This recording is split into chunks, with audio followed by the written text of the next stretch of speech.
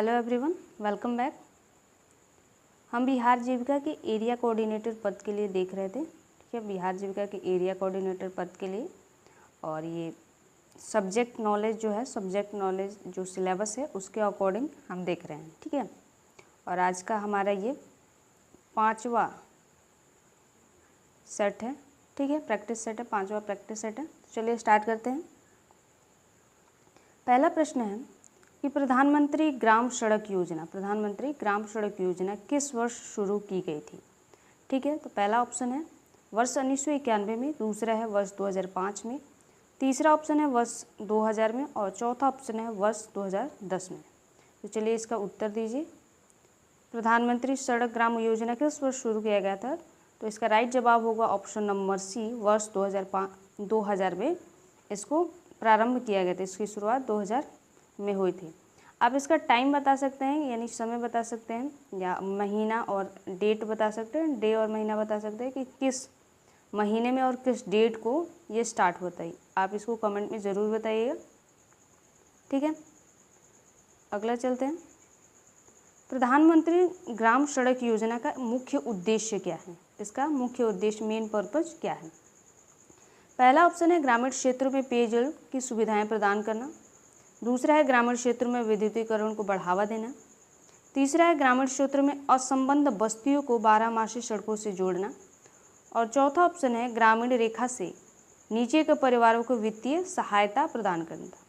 चलिए बताइए इसका प्रधानमंत्री ग्राम सड़क योजना का मुख्य उद्देश्य क्या है? तो इन चारों में से ऑप्शन नंबर सी होगा, ग्रामीण क्षेत्र में असंबद्ध बस्तियों को 12मासी सड़कों से जोड़ना। ठीक है, अगला प्रश्न पे चलते हैं।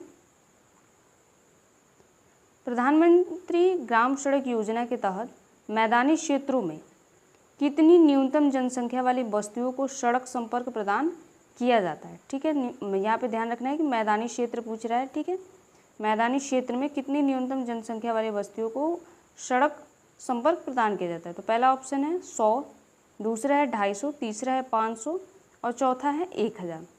ठीक है, तो इसका जो राइट जवाब होगा मैदानी क्षेत्रों के लिए है 500। ऑप्शन नंबर सी इसका राइट जवाब होगा। वहीं अगर पहाड़ी क्षेत्रों की बात करें तो ये होता है 250। ठीक है, नेक्स्ट पे चलते हैं। प्रधानमंत्री ग्राम सड़क योजना का कार्यान्वयन किस मंत्रालय द्वारा किया जाता है? ठीक है, तो ये किस मंत्रालय से संबंधित है, किस मंत्रालय के तहत ये आता है? तो पहला है सड़क परिवहन और राजमार्ग मंत्रालय, दूसरा है ग्राम विकास मंत्रालय, तीसरा है शहरी विकास मंत्रालय और चौथा है कृषि विकास मंत्रालय। ठीक है, तो प्रधानमंत्री ग्राम सड़क योजना किस मंत्रालय से संबंधित है? तो ऑप्शन नंबर बी, ग्रामीण विकास मंत्रालय से संबंधित है। ठीक है, नेक्स्ट पे चलते हैं। कह रहे हैं कि इसकी शुरुआत में प्रधानमंत्री ग्राम योजना का वित्त पोषण यानी फाइनेंस कैसे किया जाता था, यानी कौन पैसा देता था? ठीक है, तो ऑप्शन पहला है कि ये पूरी तरह से राज्य सरकार द्वारा, बी है पूरी तरह से केंद्र सरकार द्वारा, सी है केंद्र और राज्यों के बीच 50-50 के रूप में, या सार्वजनिक निजी भागीदारी यानी पीपी के माध्यम से होता था। ठीक है, तो अगर इसका राइट जवाब देखें तो शुरुआत में जो प्रधानमंत्री ग्राम योजना का वित्त पोषण पूरी तरह से केंद्र सरकार द्वारा किए जाते हैं। 100% जो पैसा होता था केंद्र सरकार देती थी। नेक्स्ट पे चलते हैं। प्रधानमंत्री ग्राम सड़क योजना के किस चरण में मौजूदा ग्रामीण सड़क नेटवर्क के उन्नयन पर ध्यान केंद्रित किया गया? पूछ रहा है किस चरण में। इसके कई चरण हैं, प्रधानमंत्री ग्राम सड़क योजना के कई चरण हैं, उसमें से किस चरण में पूछ रहा है कि सड़क नेटवर्क पर उन्नयन, ग्रामीण सड़क नेटवर्क पर उन्नयन ध्यान केंद्रित किया गया था? तो पहला है प्रधानमंत्री ग्राम सड़क योजना प्रथम, द्वितीय, तृतीय या चतुर्थ में। ठीक है, तो इसका जो राइट ऑप्शन होगा ऑप्शन नंबर बी यानी द्वितीय। प्रधानमंत्री ग्राम सड़क योजना द्वितीय जो था उसके तहत मौजूदा ग्रामीण सड़क नेटवर्क में उन्नयन पर ध्यान केंद्रित किया गया था। ठीक है, अगला प्रश्न में चलते हैं। प्रधानमंत्री ग्राम सड़क योजना के तहत किस प्रकार की सड़कें बनाई जाती है? ध्यान रखना है किस प्रकार की सड़कें बनाई जाती है। तो केवल मिट्टी की सड़कें बनाई जाती हैं, केवल राष्ट्रीय राजमार्ग बनाया जाता है, या 12मासी सड़कें बनाई जाती है, या केवल बाजार वाली सड़कें बनाई जाती हैं। तो जो प्रधानमंत्री ग्राम सड़क योजना है इसके तहत बारहमासी सड़कें बनाई जाती है, यानी ऑल वेदर रोड्स बनाए जाते हैं। तो ऑप्शन नंबर सी इसका राइट जवाब होगा।